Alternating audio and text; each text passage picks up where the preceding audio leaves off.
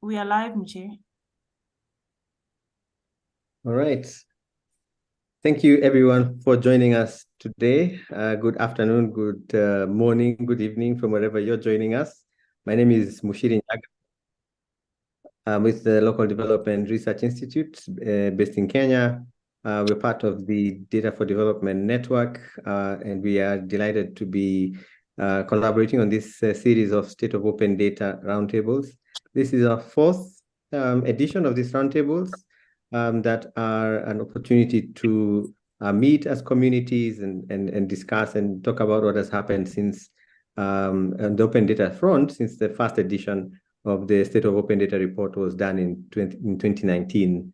This roundtables, just like the report, covers various sectors, also has a lens on regions as well. So if you haven't seen the report, please do check out the initial version on the website. It will be shared in the chat. Fiona, that link escapes my mind. But yes, you will find that it's a fascinating report and a lot of chapters that have been updated. You can now read them online. Kind of catch you up on what has happened since 2019 on the open data front within those various sectors. One of those sectors that was in the report and which now has an update to the chapter is the chapter on urban development. So this is a state of open data in urban development. It is an area that is extremely critical, extremely key for many of us, especially those of us in the global south whose cities are still growing and our municipalities are still evolving. And it's an opportunity for us to explore and discuss, what this means for us, and of course what the trajectory could look like if we make the right kinds of decisions where our data is concerned. So we're joined today by last year's panel, really amazing people. The session chair is Dr. Stefan Verhulst, who is a co-founder of the GovLab at New York University, not New York State, the New York University, NYU. The GovLab for me was a catalyst really for some interesting conversations and some new thinking around open data. And I've known Stefan for a long time. Thank you so much for all the work you put into this chapter and the updates, and for co-chairing and for chairing this roundtable on urban development. And we're looking forward to this discussion. So over to you, Stefan. Welcome.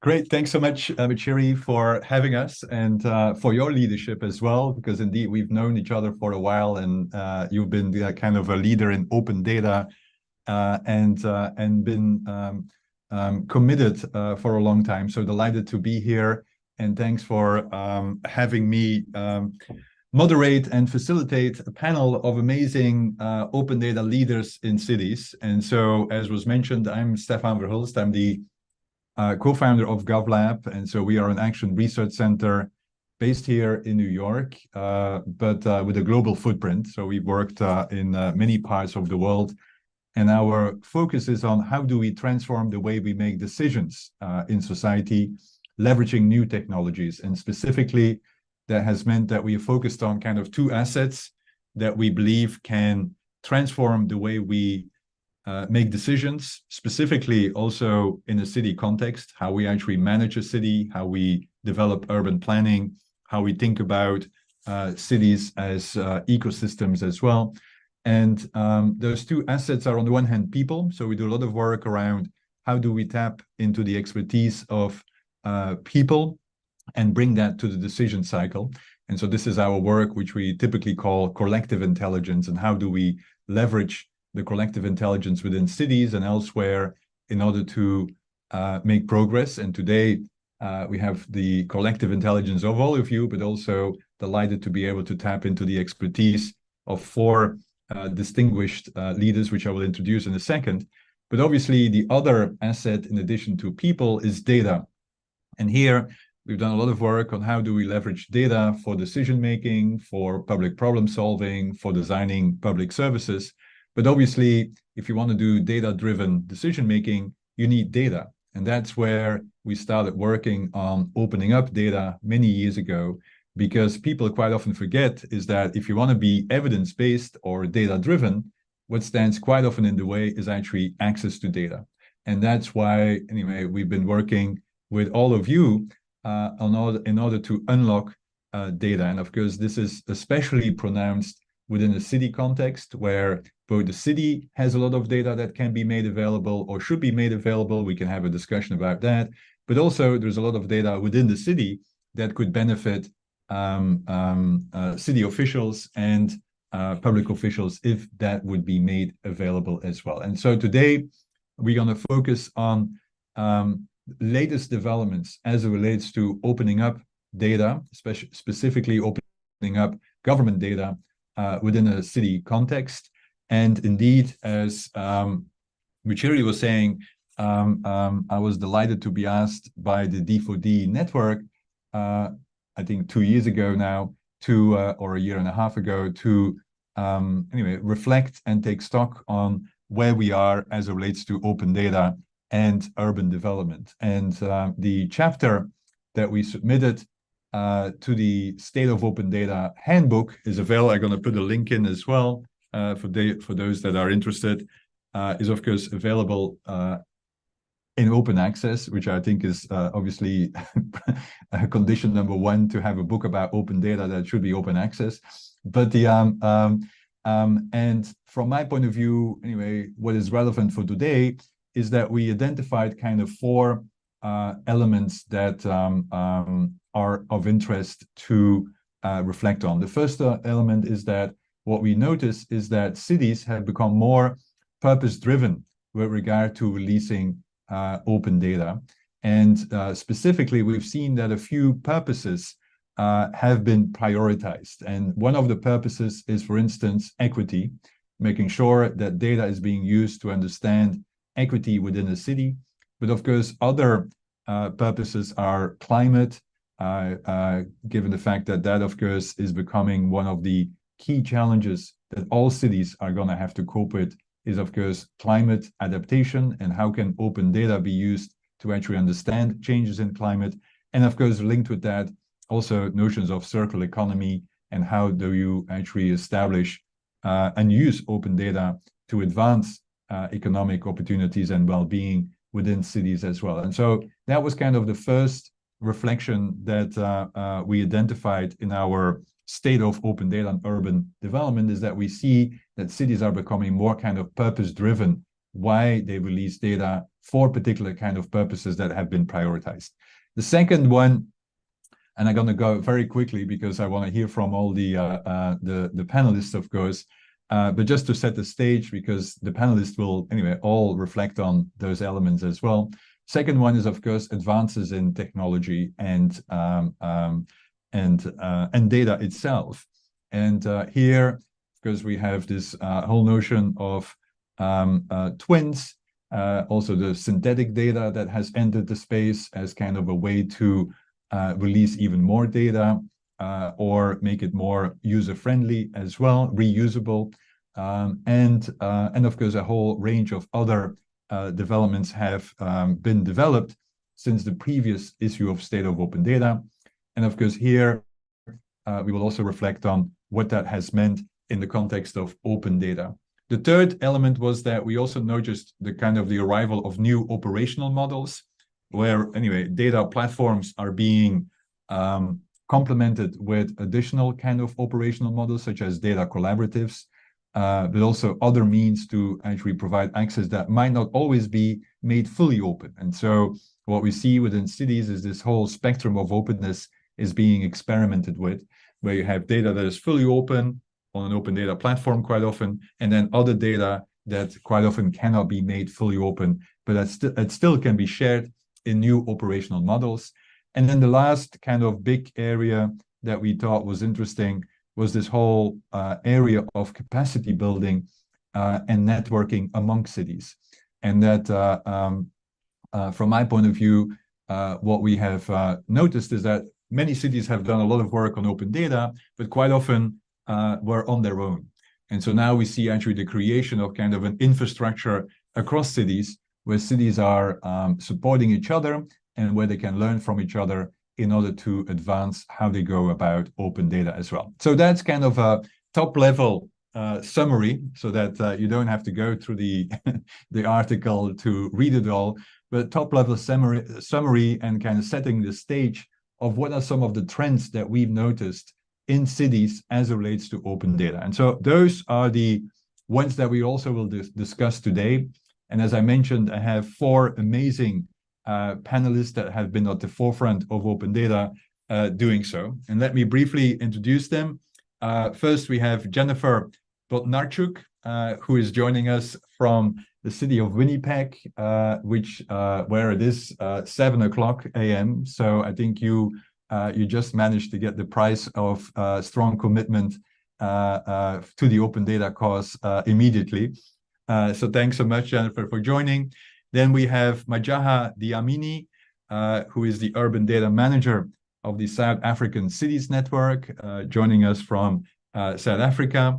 Then we have Ben Lister, who is the open data project manager from the city of Rennes in France. And we also have Andrew Collinge, who is joining us from Dubai, where he is a senior advisor to Digital Dubai and has been kind of a leader in general around smart cities as well. So with that, let's get us started. And so let me go first to Jennifer. And as I mentioned already in my kind of very brief opening remarks, one of the interesting developments from my point of view as it relates to data is that cities have also become more purpose-driven as it relates to using their own data to measure and to document particular kind of developments within the city. And the city of Winnipeg has been kind of at the forefront as it relates to measuring diversity and equity. And you've been kind of a leader within the equity space and data space when you developed also this diversity dashboard for the city of Winnipeg. And so eager to hear from you, Jennifer, whether my observation as it relates to cities have become more purpose-driven, whether that resonates, but then also eager to hear from you, anyway, how you've gone about it within the city of Winnipeg as it relates to the diversity dashboard, and then what can we learn? Because this is meant to be a global exchange, right? So what can we all learn from your experiences? Over to you, Jennifer. All right, thanks, Stefan. That's a great introduction. As I was thinking about the diversity dashboard, again, I noted like the evolution of it. It was certainly that it was driven by the executive level of the city, certainly. So just before the Open Data Policy Lab had started, our city began its brand new equity office. I think it started with one employee, but one of the early priorities of that office was to write a strategy for equity in the city of Winnipeg. And so part of that written document, that written strategy, included one little sentence about creating a diversity dashboard. And so I had been working with the equity office throughout that time, and I noted that statement, and I paid attention to, okay, we want a diversity dashboard, but what do you mean diversity dashboard? Like, there's so many different ways to build a dashboard.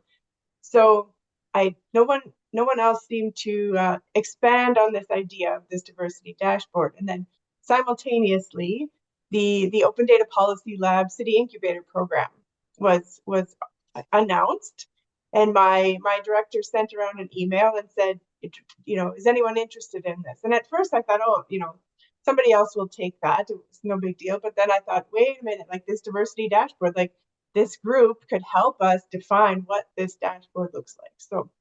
So I dug in, I wrote the application, got the feedbacks from everyone, all the way up to the mayor. Everyone agreed, like, let's try this.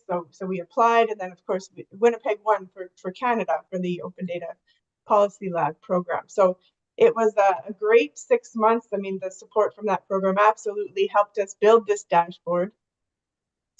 And fast forward 2 years later, now we're still expanding and building on this dashboard.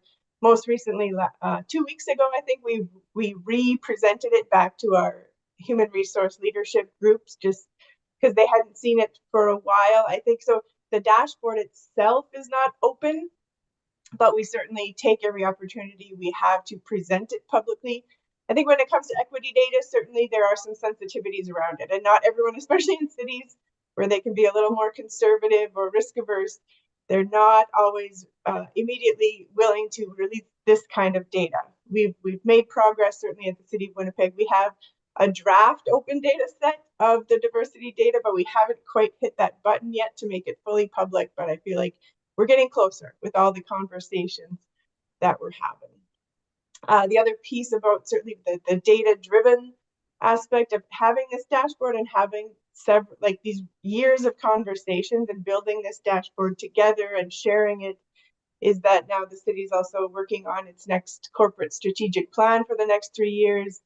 And we've had conversations of setting targets and goals for equity and diversity. And so, and we can say like, oh, here's this history of and this data that we've seen all of these years. So let's set some, maybe some aggressive goals or some goals with some actual numbers and timelines associated with it. Again, I don't know about other cities, but certainly Winnipeg is not always the best at setting real hard targets on their goals. So I think that's an aspect of it's open data creates that, a conversation, and it allows us to continue having that conversation and evolving the conversation. So I think I can stop there, but certainly, yeah, when we come around to more questions, happy to chat more. Yeah, no, thanks, Jennifer. But I do want to reflect a little bit about, so when we talk about diversity dashboard, can you give us kind of an example on what does the dashboard provide as it relates to insights, and then specifically, anyway, how can it be used for managing the city, for instance, in a more equitable way? So I'm just really fascinated by, anyway, the fact that quite often, right? I mean, one of the challenges in the data space is the challenge of actually invisibility, right? Is that many populations in society are actually quite often invisible, and as a result, not taken into account when making decisions. And what I thought was interesting about the dashboard and also the use of open data is to actually make make the city and its populations more visible, so that you actually have a more equitable kind of approach to managing the city. And so eager to hear how that plays out. Yeah, and that's another good point that we've dealt with over time, certainly. And again, now that we've had the dashboard around so 2 years ago, we started a new self-declaration campaign at the city where we wanted every employee, there's 10,000 employees in Winnipeg, we wanted everyone to complete this self-declaration questionnaire. There were historically four equity groups have been tracked kind of in Canada by Statistics Canada. So women, racialized peoples, Indigenous peoples, and persons with disabilities. The City of Winnipeg also added a newcomers group to that, and an LGBTQ group to that. And so certainly, and we take the privacy issue into consideration, of course. So we have a rough cutoff of 10 to 15 people need to declare in any one of those groups before we can release the data. But we've hit those targets, like citywide, we can hit those targets. And yes, we've watched these percentages for these various groups grow over time, so that when they start, they're quite small, but we're very aware that we don't want to just lump the smaller groups all together again, because that defeats the whole purpose of the diversity dashboard. Right. We want to see the diversity. We don't want the average anymore. We want to see the distribution of this data. So I think it's been good in that it just creates that awareness, and that again, having these conversations over time, and we kind of go back and forth on this, but with the self-declaration, like, people may not be comfortable to declare what equity groups they belong to, but if we share the dashboard back out to the staff and say, here's how we're using your data, here's what we're doing with it, here's how we're setting goals, and here's the program changes we're making to make the city more inclusive, then we've seen these numbers slowly tick up over time. So I think it's both like we may be hiring more people in the equity groups, but existing employees may be becoming more comfortable to check the box on the self-declaration so that we can create that. So it's like the data and the environment, the working environment in the city are both growing and changing at the same time. Great. Thanks so much, Jennifer. Let's go to Andrew, and I will come back, Jennifer, on some other topics as well in a second, but also have you reflect on what you hear from others as well. I mean, this is meant to be kind of more of a conversational panel, not just presentations as such. But Andrew, so you've been at Dubai for a while, and of course, first of all, eager to hear what does open data mean within the context of Dubai. But then also, you've done a lot of work on kind of introducing new methods and technologies, ranging from synthetic data, realizing, of course, that this is still early days in many places. But also, this whole concept of kind of digital twins, and is that something that globally we should pay more attention to? Also in the context of open data, because I think it's not just about releasing data, but also how can you use it to then simulate possible changes over time. So eager to hear, I realize these are kind of 10 questions at the same time, but eager to hear, Andrew, what does open data mean within the context of Dubai? And then what is how do you see this space advancing from a technological advancement point of view? Okay, Stefan, thank you very much. I'll try my best to answer your 10 questions as succinctly as possible. Yeah, I have to do a better job in being more focused and targeted. But anyway. No, I'm sure I won't. But you were asking me first about what open data means in Dubai. And I think my answer here is quite straightforward, in that it's the same pretty much as everywhere else. It is about making sure that data as an asset that government stewards is available for the correct and proper uses, and that is to advance urban development, to make sure that the traffic that's moving along outside the window is moving along as efficiently as it possibly can, and people have mobility choices, that public health and all of those priorities that are common to cities across the globe are served as well as they possibly can be by data. And you mentioned synthetic data, and I think what I'll try and do in the next couple of minutes, if it's okay, is to sort of tie in an experience that I've had today, partly with Jennifer's answer and partly to my experiences that I had when I had the strange and indeed slightly daunting job title of Director of Intelligence in the Greater London Authority, which basically meant that I ran the data team. I've been looking at synthetic data today, and for those people who don't know a tremendous amount about it, it is generated by that thing of the moment called generative AI. So a generative adversarial model, to be more specific. So it is a mirror data set that maintains the characteristics of the original data set that is generated out of artificial intelligence. And really what we're trying to do through applying generative AI is to overcome some of the issues that you mentioned in your introduction, Stefan, about open data and when and how it can be used, and making sure that we are always trying to strike that balance, as we are with data more broadly, between opening it up for innovation and maximizing its potential in that regard, but paying heed to privacy, whether that's privacy of individuals or companies or whomsoever the data subjects are in the data set. So we've been doing a bit of sandboxing, and we've been doing sandboxing. And I think one of the interesting things here is we're bringing together the statisticians in Dubai with the data experts and the technologists. And we're looking at the labour force survey. So again, thinking about social equity and diversity, to some of Jennifer's comments. This is an important data set for us. It often appears just as statistics that are reported in pretty flat format. And you mentioned open data as a conversation starter. Well, it starts a bit of a conversation, but it doesn't allow you to go deep as deep as you can do if you're able to release that data in some other form. So we've embarked on a partnership with quite a small specialist organization run out of Europe called Blue Gen AI, and we've been generating the synthetic data out of the micro data that underlies the labour force survey. That's taken us a while, and I think this is one of the important points for me.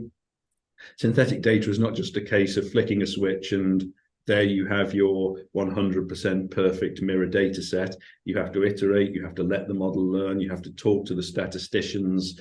And when I say you, I mean the data experts and the technologists.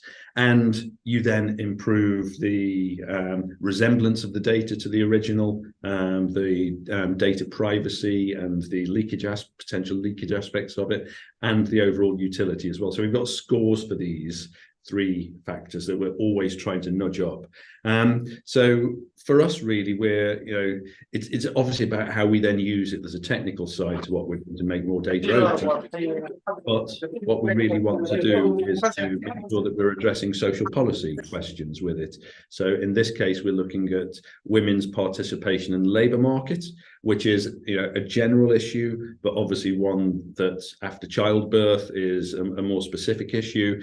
There is an Emiratization drive here, which is about making sure that the local population is placed in the right jobs. And there are a range of other policy questions that we're trying to answer as well. So two sides to what we're doing: technical evaluation, policy evaluation. We're always trying to sort of iterate and improve. But I think, as you were saying, Stefan, this is it's a bit of a slow march. And we're excited about what we can do, and we're excited about what that might look like. And it might be that we get more open data. It might be that we're able to share data amongst, for example, our personas in this particular use case are researchers, university students, policymakers within government who only normally see the high level statistics. So maybe I should stop there. Happy to answer some other questions, give you some more examples. And maybe actually this is a question of not just looking at synthetic data, but other privacy enhancing technologies and how they can sort of complement, boost open data efforts to date. I was on mute. Thanks so much, Andrew. And yeah, meaning I've been always fascinated by what you've been doing in Dubai, especially as kind of pushing the boundaries as well. But I also want you to reflect a little bit, because of course you're also anyway, you're in a unique position, Andrew, to see this from a global perspective, right? Given your affiliation with the Smart G20 Global Smart City Alliance, and of course that's another question: is how do you see this open data versus smart city kind of tension or collaboration as such? Because quite often, my concern is that quite often they are kind of operating in silos. You have the open data kind of in cities, and then you have the smart city kind of department. And anyway, my question is, do you see this kind of tension as well, or should there be more coherence?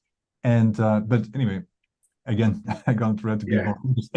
How do you see this at a global level, given the fact that this is a global panel? And then also, how does that relate with this smart city? Because typically when we talk about data in cities, smart cities quite often are kind of what people think automatically about, where in other parts of the world that's not the case. Yeah. So I think, I was interested in what you said, Stefan, in your introduction, when you said cities are becoming more purpose-driven. And I think, there is an absolute undeniable truth. COP28 is happening here in Dubai in the next couple of weeks. And there is no denying, or well, I don't know, for some people maybe there is, but let's say there is little denying that climate change is going to force changes upon all of the systems, many aspects of policy that are operating on cities. So, I think, goodness gracious me, that there absolutely is a platform or a need for us to get more purpose-driven. I don't think we're there yet in cities. I think there is a disconnect still between what data can do in government departments operating at city level, and there is still much silo-driven work. I think that there are some efforts to bring together, and I'm kind of sticking on the climate change theme here, like governance arrangements and data sharing arrangements around climate change. And I note that this is the first COP at which there will be sort of city representation and city mayors sort of making sure that they too are contributing to what is a really important and not to put it too mildly timely debate and call to action. I still think there is, a long way to go, though. And I think some of the things that have stopped us previously around data interoperability, governance, really need to be sort of smashed through. And it calls for a sort of new level of engagement around data and data professionals to sort of move more into engagement roles and thinking about what is absolutely possible, never mind what has failed in the past, because I think the moment's going to come. But I am slightly concerned because I think I see almost, I think open data will sit alongside shared data arrangements, but I'm a little bit concerned that we have this sort of creeping commercialization coming in, which means that we are almost in danger of creating, yes, more data platforms, but they're ones that are offering previews and aggregated forms of data that eventually have to be paid for if there is a real sort of use case and need behind them. So I think the sort of fair, responsible and sort of access for all sort of tenets that we sort of hold to when we're thinking about open data sort of need to be reaffirmed, because the issues that we have before us are now so important that we can't do otherwise. Great. Thanks so much, Andrew. And I think that resonates probably with many on the panelists. So I will, might want to ask them to reflect on that as well. But let's go to Majaha. And so, Majaha, you've been kind of a leader in the open data space within the South African context, where you also have been really doing a lot of work around increasing capacity among cities on open data, but also networking them so that this is kind of peer learning as well. So eager to hear from you, Majaha, what are some of the developments that you have seen? And also what are some of the pros and cons of actually networking cities, because I guess there are different levels of capacity and so on. So over to you, Majaha, to learn about open data within your context of South Africa. Yeah. No, thank you so much, Stefan, for the invite and for the question. But before I get into it, I'll first like to provide a brief context of who we are and what we do. Yes. For our audience. So the South African Cities Network is a non-profit company established some 20 years ago to be a network for cities and partners in the urban development space. So really over this past 20 years, the SACN has been instrumental in developing the urban through a number of initiatives, which includes our knowledge or research hub. And as we have alluded, we also have peer-to-peer learning platforms, advocacy for policy reforms, and knowledge application in cities are real, which explains our involvement in urban data. So really our aim is to capacitate city officials with the evidence for effective decision-making and planning within cities, and to promote the sharing of best urban practices across all spheres of government for better governance and management of cities. So the organization focuses on 5 thematic areas, which is governance, inclusion, economic development, sustainability, and innovation. The latter which includes our urban data work.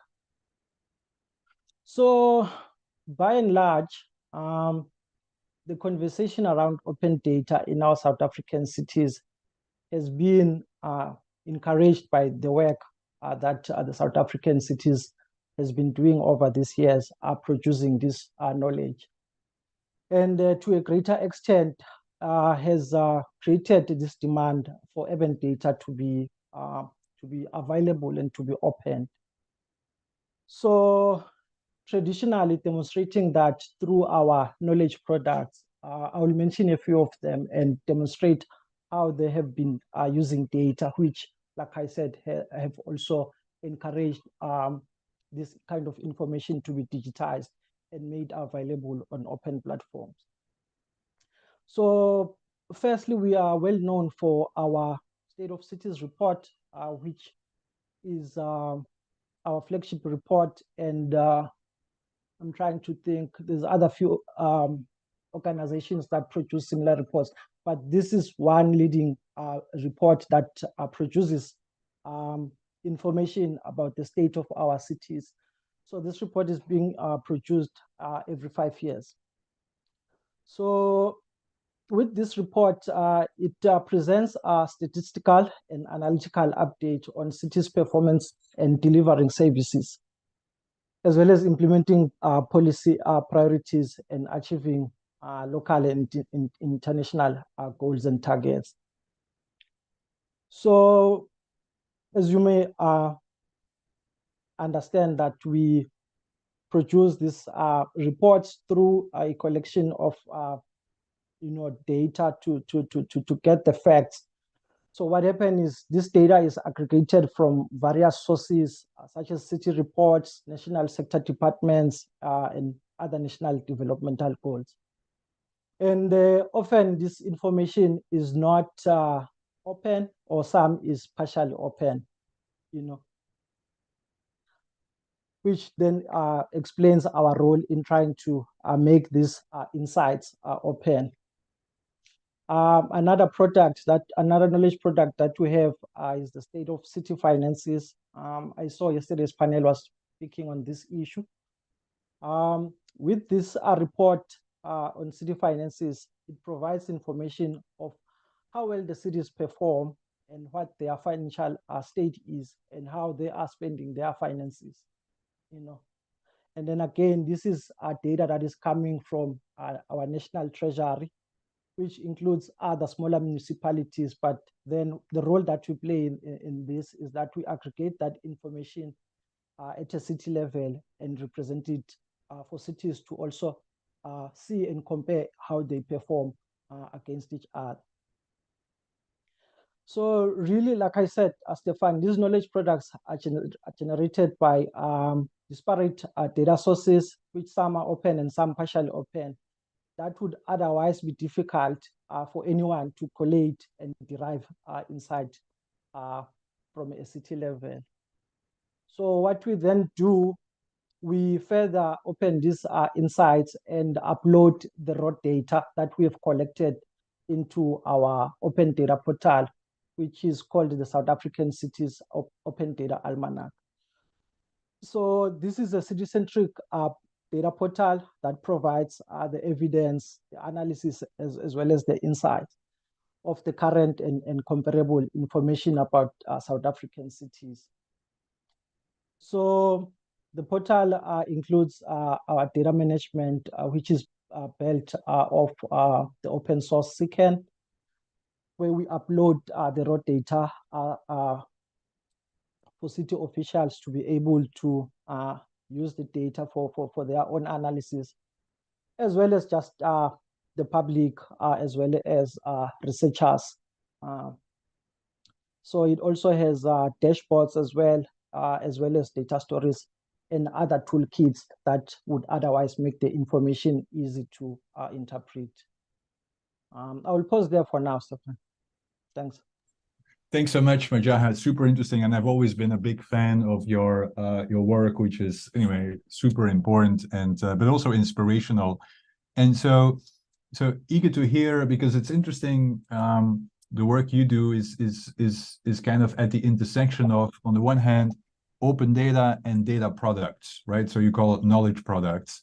And so interesting to see, Jaha, how you see this evolving, whether there is kind of a move towards more knowledge products. I mean, and actually we started off with Jennifer around this kind of equity dashboard, right? Which is in essence kind of a data product, right? Not just open data. And I wonder anyway how you see this evolving, whether actually there's more demand for those kinds of data products that anyway organizations like you help develop, and that really is where the value of open data lies. And what I also would then want to know is that do you see anyway this advancing at a time of kind of generative AI? I mean, Andrew was already referring to generative AI can be used for kind of creating synthetic data, but it can also be used for anyway as kind of an interface between data and answers, right? And so anyway, and that might be kind of a big topic area, but eager to hear, Jaha, how do you see this evolving, kind of the push towards more knowledge products versus releasing the data and then hoping that someone will create a product out of it? Yeah. Well, there's been various developments within the cities and outside the cities. So, but my observation is that I think we are pretty much still at the formative stages, as much as the world is moving at a fast pace, and it could be worrisome. But what gives us comfort is that cities are now at least starting to realize the need and the importance of using data. Mm-hmm. And not just of using data, but also to set up their data infrastructure, getting the teams right, getting the right skills, and so on. So the cities are, like you said, Stefan, at different data maturity levels. You know, mm-hmm. Some cities are doing better than others, but just lack with the issue of coordinated data governance. And that's where we come in to say, how can they put this work together so that it moves to the next level? And then some cities need to be started from the bottom, you know, which makes it not even to think about what you alluded to, the age of AI and so on. So, but what we have tried is for cities to learn from each other. Those that are a bit advanced, you know, would invite the ones that are at the bottom to come learn from the other cities. So as we speak, for instance, we do have a city that has not yet opened their data official or have a data policy, but they've created dashboards using private platforms, not so open platforms. And they are now at a phase whereby they are going to develop their data strategy. And it's not just going to be a city strategy, but it's also going to be a regional strategy, which will then include the other small municipalities within that province. So, but then again, what has been driving this kind of work in cities has been the availability of funding. The one example that I'm giving you now has been possible because the city has received funding, you know, and then other cities not getting so much, you know. They might be willing to be at the same level, but you find that they do not have the resources to get there. So I think it's a myriad of issues that really lead to this uneven data maturity within cities, if I may put it so. Our hope and our wish is to help cities move at the same pace, because, like you said, some cities may soon get into the advanced stages of implementing AI, whereas some are still trying to coordinate even the sharing of data within the city itself. So you could then imagine the challenges that we have as the South African cities. Yeah, no, and I think thanks for raising that, and also thanks for raising the funding issue, which was another topic that we covered in our chapter to the State of Open Data book. But also what I think Andrew was referring to is that in order to make it sustainable, you might see actually some kind of efforts to monetize data as well. And I think there's kind of a mixed feeling there, right? Is that it's like on the one hand, anyway, you want to have sustain investments in data, but then you need the funding for it. How do you get the funding? What's the business model, if any, if this is a public good? And I think that's something that I think needs a lot more attention from my point of view, because as you rightly said, Majaha, meaning no funding, you can only, anyway, only do so much, and there are always other priorities but data that gets attention. But let me, and also Majaha, there was a question which I will come back to you in a second, a question in the and please, yeah, for the audience, please share your questions in the chat. A question with regard to how to track quality of health service delivery, because you do a lot of anyway, as your dashboard does actually this overview of. So I will come back to you for that question, just give you a heads up, so that, and then also, Andrew, there was a question about synthetic open data that I will come back to you in a second. But let's go to Ben. Thanks, Ben, for your patience. And so eager to hear from you, Ben, because one of the elements that we also reflected on in our report was actually that cities are becoming more engaged with their citizens around data as well, right? And that is kind of an interesting trend. It's not just releasing data, it's actually also having kind of using data for citizens engagement or citizens engaging around data as well. And you work in Rennes, which I think, by the way, in France, which is kind of a leader in Europe as it relates to open data. So first of all, eager to hear from you. Anyway, what does open data mean within the city of Rennes? And then more importantly, what can we learn from the city of Rennes as it relates to citizens engagement as well? Hi, so yeah, thanks for having me.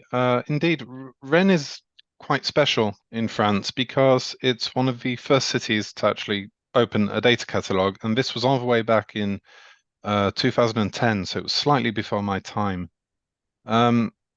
Rennes, France, and Europe in general has quite a robust legal framework around it. I'm sure most of you have heard of GDPR, but basically a legal framework that protects privacy, citizen data, etc. So what we can and can't do with personal data is quite heavily regulated compared to other parts of the world. So in a sense, that's really good, because straight away it takes away a lot of possible use cases that would give us an ethical problem, for example. Anyway, we are exploring, as you said, in introduction to this roundtable, closed data, so sharing data that we can't open for legal reasons, self-data, so giving back to the citizens the data that they themselves generated. For example, how much waste was collected from their house, something, something like that. This is mainly in the Rudy project. So anyway, back to the point. Having started in 2010, we've developed over the years quite a few different tools for data management, to publish open data, but also 3D data, topography, etc. And not necessarily in the same departments. So today, the question we have is, how can we make all these different tools and different people work together? So there's the people, the data, and the tools, and all of these have to be compatible, interoperable, etc. Just quickly, while I'm on the topic of personal data, it's not the only risk to citizens. People seem to think, okay, we have personal data, we aggregate it, and then all of a sudden the risk goes away. We've worked with local university teams over the years who've proven to us time and time again that cross-referencing aggregated data can sometimes lead to catastrophic results. So, of course, there is a certain amount of risk assessment that we have to apply every time we want to open a certain data set or use it in a new way. It's a balance. It's essentially a balancing act of security versus usefulness. Anyway, our main issue today is, and it's often overlooked, is how can we explicitly make accessible a local ethical, political, and legal framework for everybody, outlining our own data strategy. And that means short-term data strategy, long-term data strategy. It's what we consider today anyway, an essential building block for trust, right? Because the question is, how can you do both at the same time? How can you encourage economic growth and new innovative services while also guaranteeing citizens' data are protected? And it all kind of boils down to, in a sense, trust. And without that framework, an explicit, transparent framework, it's very difficult to actually manage to do both. But in essence, being able to understand the needs of these companies, businesses, startups who need new data, who need smart models, real-time, precise data, and understanding the needs of the citizens who we hear from the most, who are usually those who have the most radical opinions on the matter. It's usually black or white. It's rarely a gray area. There's a certain amount of guarantees that we need to give. So on one end, the guarantee is we won't use your data to directly or indirectly harm you, which, you know, could be even accidentally could happen. I'm not saying there's no risk. It would be unfair and untrue. However, on the other end, it's essentially saying, well, if you build a public service, or anyway, a service that serves our citizens, we will not delete the data tomorrow, or all of a sudden the service will stop. Because that is something over the years, and we've been opening data for 13 years now. We've seen it happen before. We've seen it happen in other cities. We've seen it happen in our own city, where one day we just stop publishing the data and then everything just kind of crumbles. So we're in the process of rebuilding it from the ground up, this data strategy. And we're very lucky to have a very dynamic city where we have companies, non-profits, universities who are all very interested in data and data-related matters. So we try and include them as much as possible. And the aim of this strategy is not only to say the city of Rennes and its greater area have a data strategy for our own data. It's, can we implement a strategy for the area in a geographical sense? So can we get other companies, other institutions to sign on, use the same tools maybe? If they're open source, it's much better. Use the same data models, and basically just agree to a certain number of ethical rules that we won't ever break. So that's basically where we are today with open data in the city of Rennes. Great. No, I think that's super interesting, Ben, and I think that's the first of all, it's interesting, first of all, because indeed it's like, anyway, how do you get this kind of participation by all the stakeholders?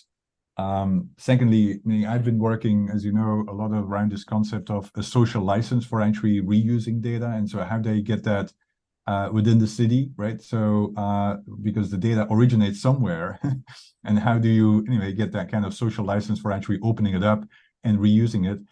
But I think more importantly, and it would be interesting to hear from the other panelists as well, whether that resonates, is that there's a lot of data in the city, right? And if you start only thinking on one slice, which is the open data slice, open government data slice, right? Are we not anyway ignoring actually all the other data that could benefit the city if also been part of kind of a strategy? And so we've been working in the past on something called circular city data, which is data generated in the city, whether it's public or private. How can you make it available to improve the city, right? And so eager to hear. And again, it's interesting to hear anyway that is kind of the holistic approach that you're taking in Rennes as well. But going to you, is that who is in the drive? I mean, who should be in the driving seat for that? Is it should this be the city itself, or should this be kind of anyway an external third party? Like, because it's interesting, like Majaha, anyway, this is a nonprofit that basically advances open data across cities, right? And might have anyway from a trust perspective, anyway, might be more trusted than if it's anyway kind of driven by the city itself. That exactly might change anyway, depending on priorities might change depending on who is in charge there. So eager to hear from you, Ben. How do you play this out? Who is in the driving seat, and how do you facilitate those kind of conversations?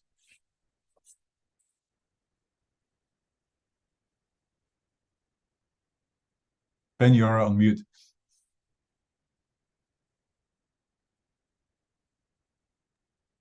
Hello? Yep, there you go. You're Okay, back. great. So this will sound biased, but I do believe cities should be in the center of local data policy. Historically, in a lot of regions, it's generally the first institution, doesn't matter if it's a city, a region, a nonprofit, to open data, who ends up at the center of these kind of discussions.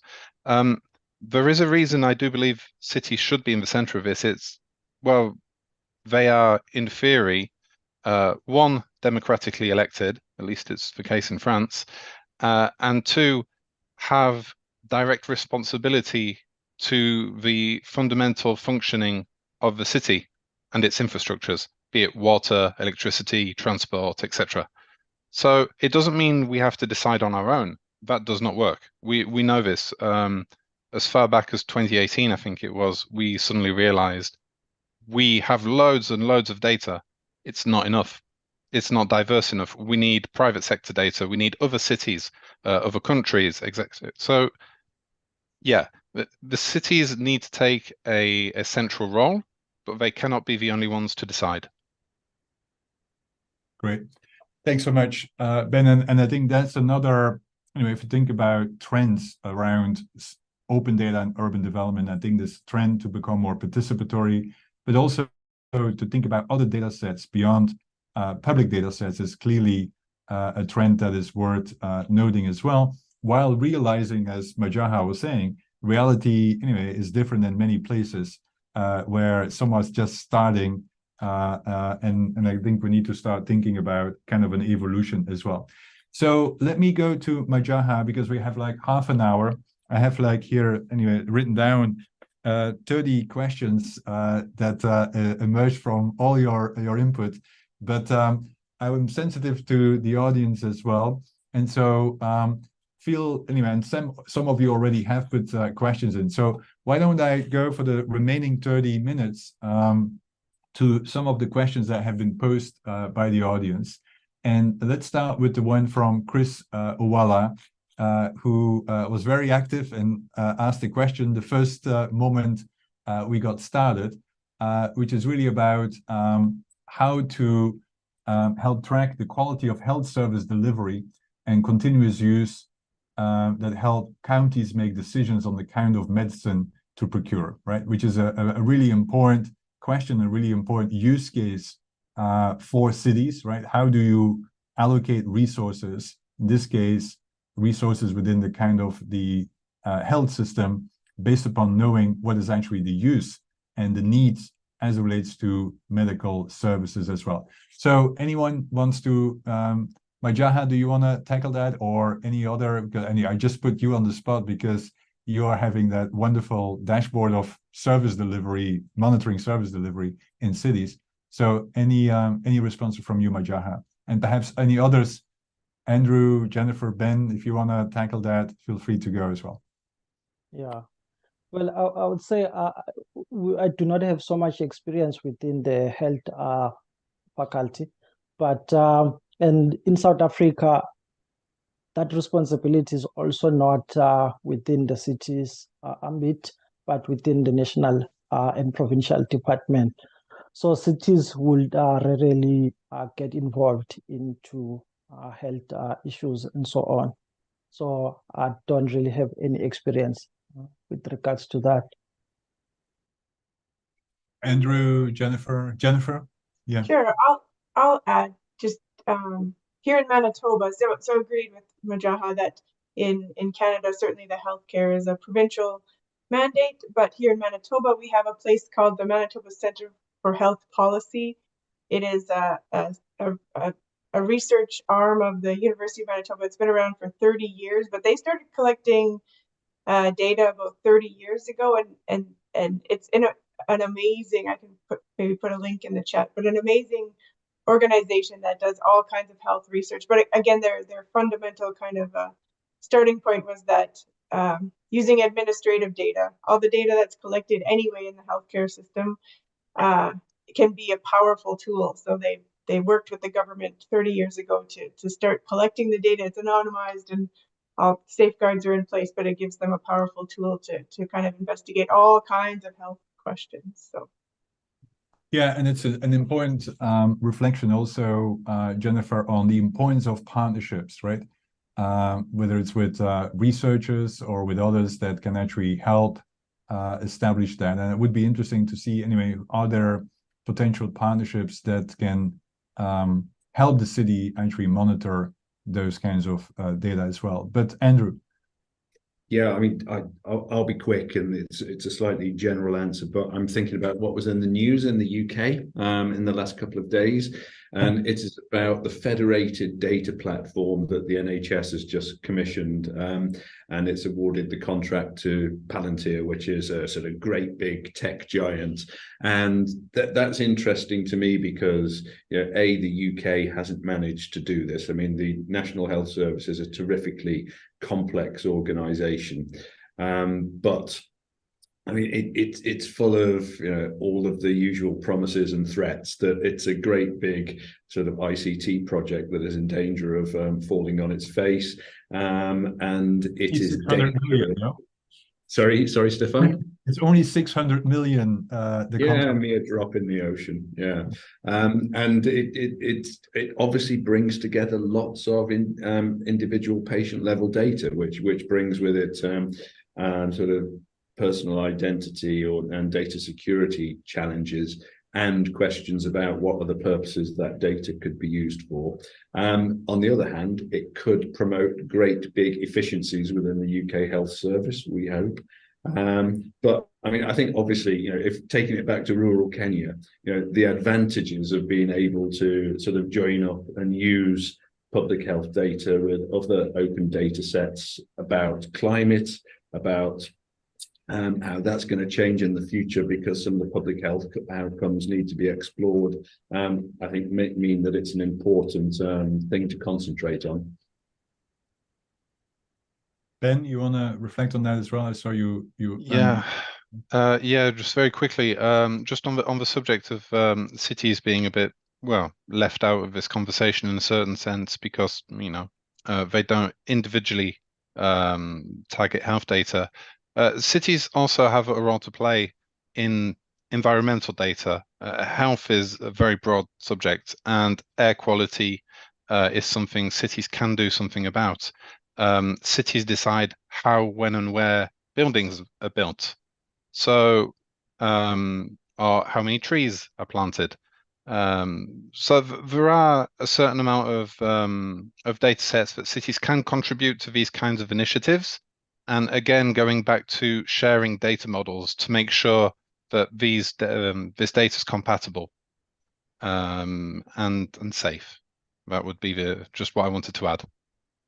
Great, thanks so much. Yeah, again, issues of interoperability are massive, but also I think, Ben, interesting reflection on, anyway, to what it goes back to also what Andrew was referring to what extent do anyway, who's like, is healthcare a national responsibility? Of course, it affects, anyway, cities. Health information systems are quite often organized at the national level, in certain countries, not at the city level, unless you're a big city and you have your own kind of Department of Health that has set up kind of a syndromic surveillance system. But but that's, anyway, these are interesting questions as well. Now, interesting, Andrew, one of the reasons why Palantir was suggested was because they advanced something called purpose-driven access methodologies, and which is all about managing who has access to the data, and I think again, for who has access to data for what purpose, and how do you manage that, which is linked to this whole infrastructure of access controls, which I think is, anyway, if you start talking about health information, becomes super important and interesting as well. On technology, there was a lot of questions also on synthetic data, and also specifically on the bias and how do you make sure it's ethical. So Andrew, you want to respond to that? Yeah, I saw the questions, so I brought together 4 easy to deliver but hopefully meaningful bullet points on this. I mean, the first one of which is, I'll go back to the experiments that I was involved in today that I described when I first spoke. Involve the experts. We need the statisticians who have looked after the labour force survey for years and years and years, making sure that the data, the synthetic data that's generated, behaves, resembles, maintains all the intercorrelations between the variables of the as the original data set does. And we had some really interesting conversations today about like age limits and how the model was overfitting at both ends of the age spectrum, where there are fewer cases in the original data set for the machine learning algorithm to learn from. So obvious stuff in one way, but you need those kind of things tested by the experts. Transparency and documentation. We'll write an evaluation report about what we're doing. Iterate as well. I think we're on our sort of 3rd synthetic data set, and as I said when I first spoke, all the time we're improving the data leakage score, the privacy score, and the resemblance score, and utility score, overall utility score. And finally, there are proprietary tools and techniques out there, that you can use for bias identification as well, and there are some open source ones as well.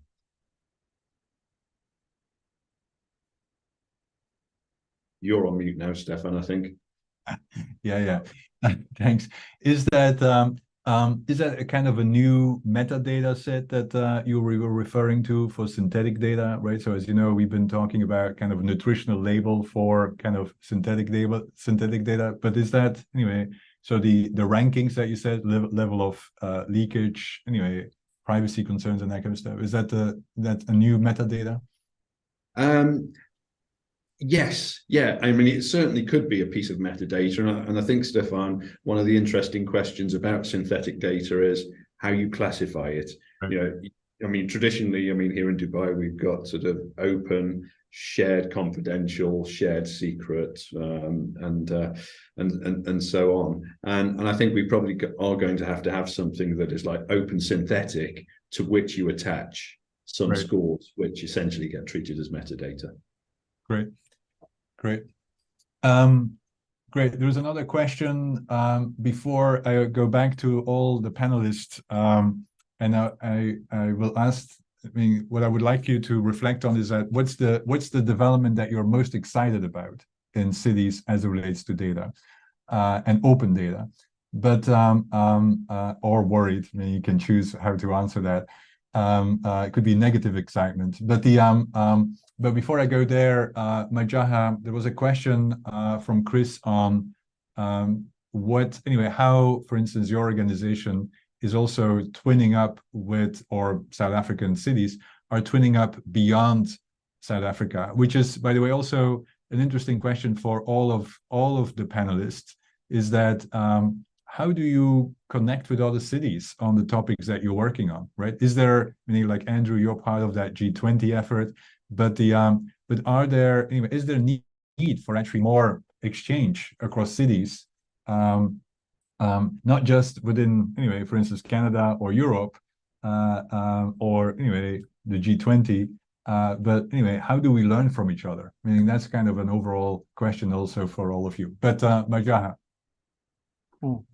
Thank you so much for the question, Chris. Actually, we do have a Pan-African agenda within the work that we do in our organization.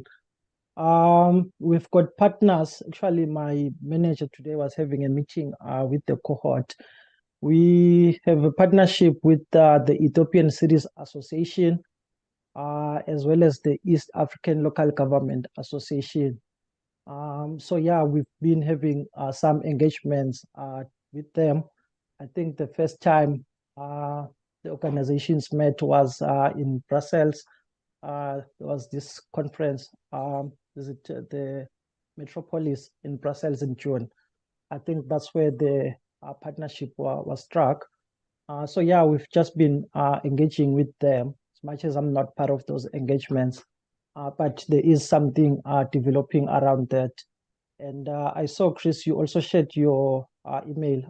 I'm happy to connect with you and perhaps take the conversation offline. Thanks. Great, awesome. Yeah, and hopefully those panels create those kinds of connections as well. So Jennifer, let's start with you. So is there a particular kind of development? I mean, this is kind of a panel taking stock of what happens as it relates to open data and urban development. And so is there a particular development that excites you the most or worries you the most? I would say, I think, and it's already, the panel's already touched on it, but just the combining the city's data with other organizations within the geography of a region to really kind of solve, particularly here in Canada and elsewhere, is like that, like a housing crisis. So certainly housing is not necessarily a mandate of the city of Winnipeg either, although we have a huge role to play. So how do we join together on the data front as well as on political and other fronts to really make change for our cities? No matter what the topic is, whether like housing or climate or these issues that impact everyone living in the city. How do we use data? So that's it. I'm excited to look forward to solving this puzzle, here in Winnipeg for sure, and other places. So you mentioned, so this is basically connecting data from other cities or from the region, because that's always me. So one of the things that we've been worried about is that, anyway, then you have city data, then you have regional data, and then you have national data. But anyway, to a large extent, anyway, if you live in a particular locality, you're interested about the locality, and the data might be regional, city, or national. And so how do you connect that, right? So that's an interesting, Is that what you're focusing on? And I think it depends too on where certainly like within here in Winnipeg, the one city in our province has 90% of our population. So city provincial data on some topics is largely the same. Right. But then to connect nationally, we're a tiny province compared to British Columbia and Ontario, Quebec. So on a national scale, Manitoba sometimes gets left out because we're just not big enough to be reported on. So I would imagine that kind of pattern plays out in different countries around the world, depending on the population or how the government and things like that. Right. Ben, what excites you? I'm gonna go the opposite way. I'm sorry. It's not particularly what excites me. It's what kind of worries me at the moment there is a tendency or a risk anyway of going backwards on open data, because our data becomes gradually more and more complex and increasing in volume. There is a tendency to close data, or at least share it instead of just open it. And this could very easily lead to another situation where it's just another closed group, again, as it was before open data. Secondly, and this is something in REN that we're very aware of, and we're going to try and regulate, or at least try and do something about, is as our data becomes more complex, our tools to use that data become more complex. And while open data had a general idea of being public data for everybody, today the tools and knowledge necessary to manipulate that data has become increasingly more difficult to acquire. So we are, in fact, leaving people behind in a sector that was already quite small. There weren't that many people back then who could, manipulate public data, and that number of people has become quite small. So it's also a question of how can we interest people in our data topics once more? without necessarily getting into month-long courses on how to become a data scientist. That's not the issue. The issue is how can we help people understand what problems arise from data management from cities, and how can they participate in an informed manner without going into these radical positions of no, don't do anything, or yes, do everything. So that's kind of where I'm at on open data. Although I will say what does excite me is the potential of connected smart data models, so linked data between cities on the same topic, because that's something we've not quite been able to do. Right. Great. Yeah, no, I think your worries are especially valid, and again, exactly, it's a kind of a pendulum, right, that we have been part of, like open, closed, and then open again. But do you anyway? Just to one follow-up question: do you see then a potential for instance, generative AI to become part of this democratization effort, so that if you use the tools, any kind of generative AI tool, does this allow for, do you anticipate, because again, we are early days to be quite honest there, do you anticipate that this might, and again, I'm not saying that generative AI is the solution, and then again, depends on the maturity, but do you see this as a potential tool for democratizing engagement with data, so that you don't have to be a data scientist, but you can just prompt and have a response back leveraging open data? Just wondering whether that's something you pay more attention to in general. Yeah. Sure, if it's done properly, and by properly, I mean if it's accessible. For example, how many people do you know in real life who use ChatGPT, for example, for real life use? It depends on how we model the data, but also how we model the AI.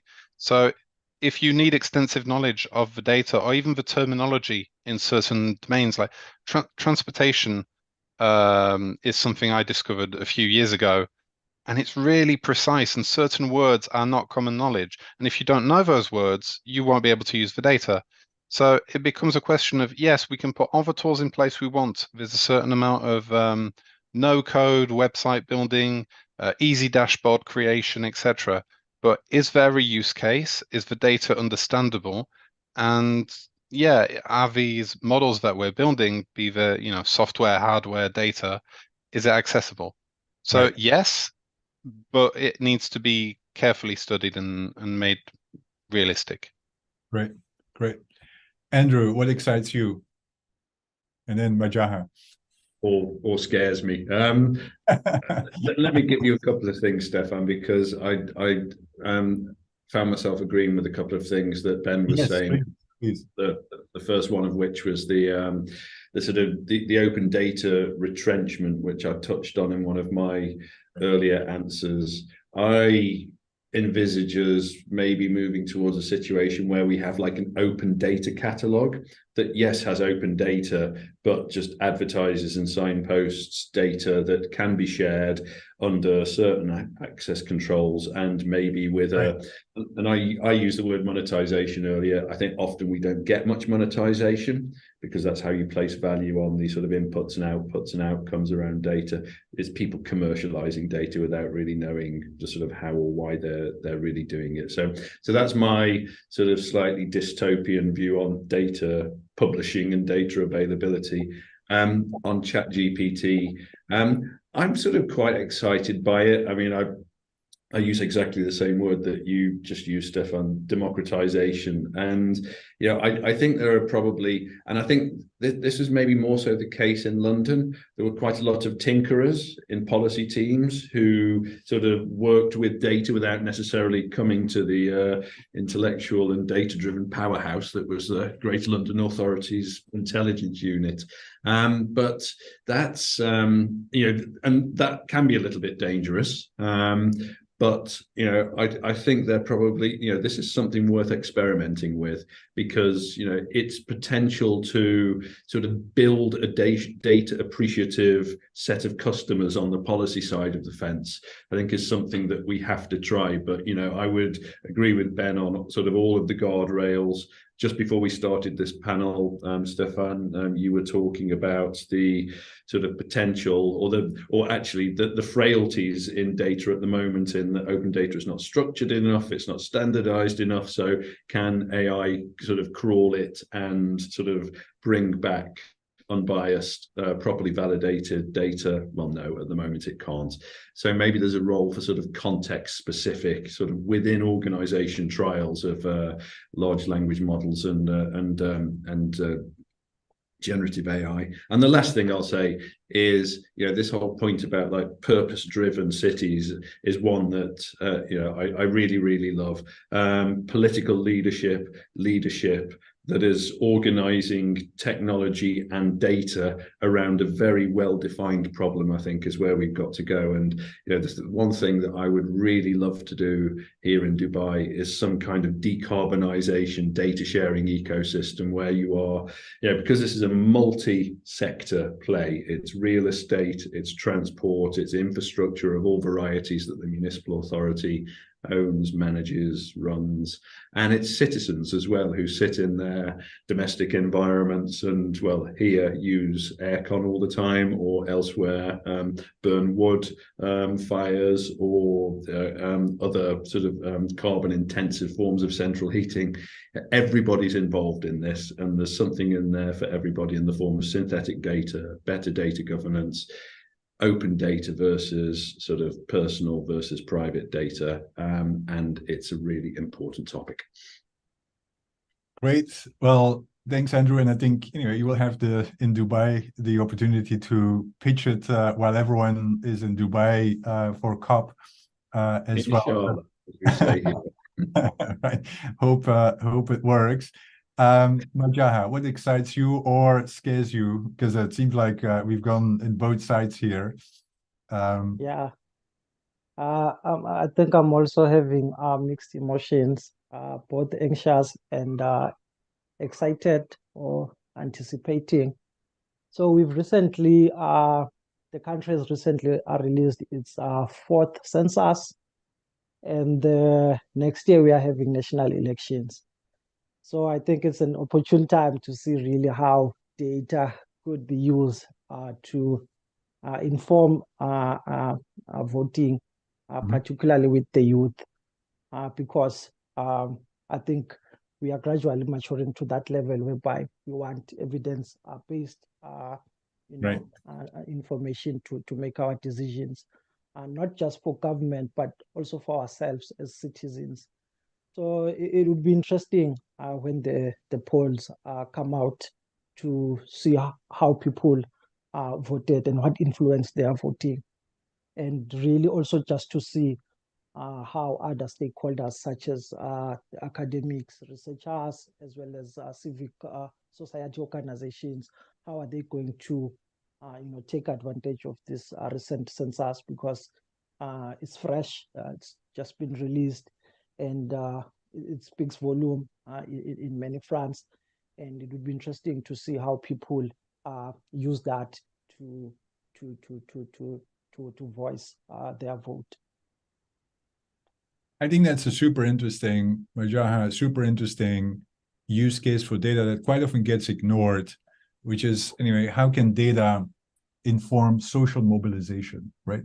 And or even, anyway, kind of anyway, be part of the election discussion. And it's amazing, meaning, of course, where I'm based, it's like, anyway, it's always election campaign, and but hardly ever informed by data, right? And so it's super interesting to see and have you reflect on the role of data to actually inform kind of the electoral process, but also social mobilization and so on. And so, I don't know, meaning Jennifer, Ben, Andrew, have you seen any examples of that you feel at the city level where data has become kind of a a mobilization effort, which I think is anyway super interesting what Majaha introduced here as a potential.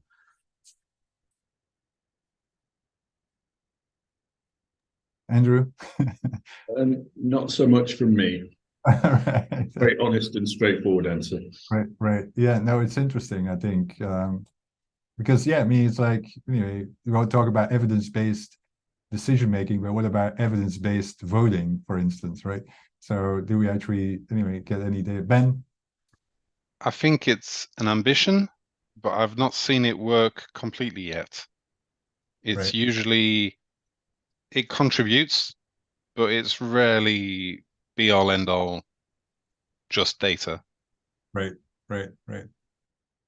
Jennifer, any reactions from your end? Because it would be interesting, like the equity dashboard that you have, there's a reason why it's probably not public, fully public, is because it might actually generate some social mobilization. So interesting to see, anyway, what your reaction is there. Yeah, I would say same as Ben and Andrew. Like it seems like an interesting idea, but I can't think of an example where I've seen it happen.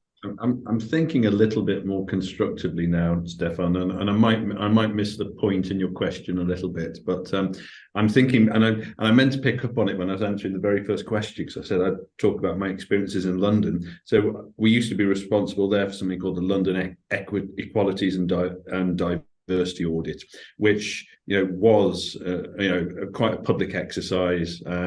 We published all of the underlying data on the London Data Store, and sort of we wrote a report rather than deliver a sort of data or knowledge product in the form of a dashboard, and that provoked quite a lot of debate, because in London you obviously have lots of interest groups for what is a very diverse population. So there was some kind of social mobilization around that, maybe not at like a sort of community level.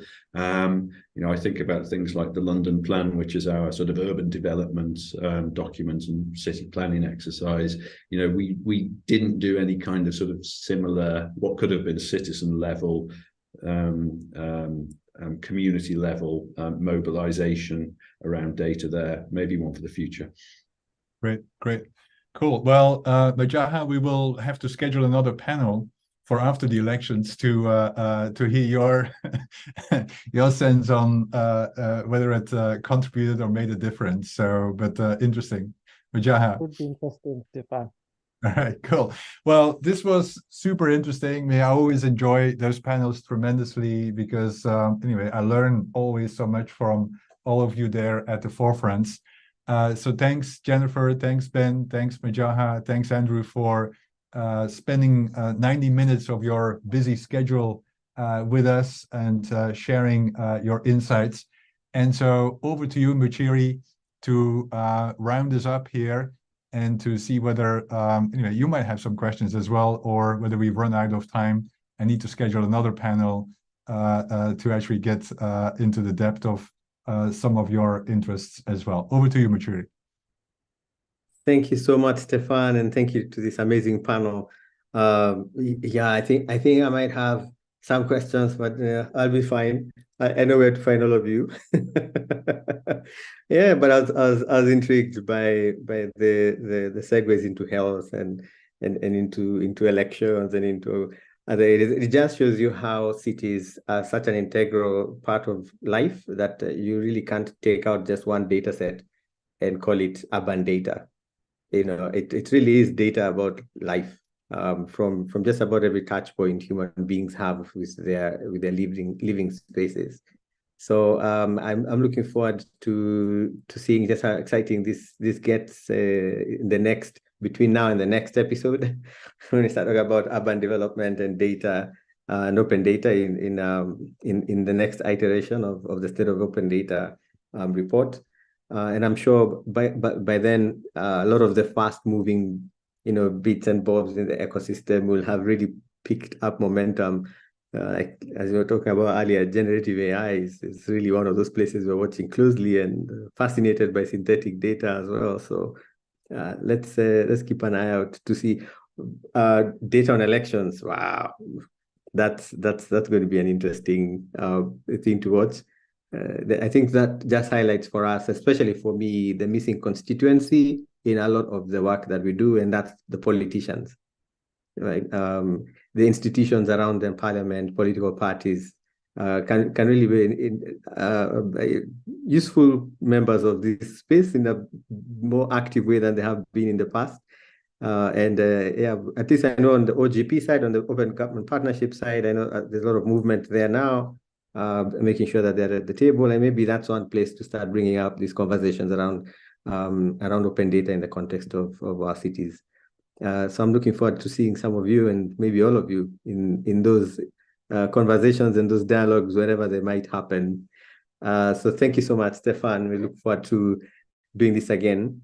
So, ladies and gentlemen, this series of roundtables are really important for us. We're looking to foster a series of community dialogues on the current state of open data and how it fits into this broader data for development agenda.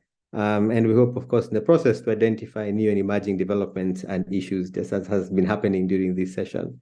So we're looking forward to the next. We have 2 more in this round of the 4th round of our State of Open Data roundtables. And the next one is happening same time as today. If you've registered online, you have the link. It's in your calendar. If not, please do go to the website and register for tomorrow's session. It's on health. So again, a very good interlinkage there. Good segue from today's session straight into a health specific session tomorrow. So Chris and everyone else who had questions on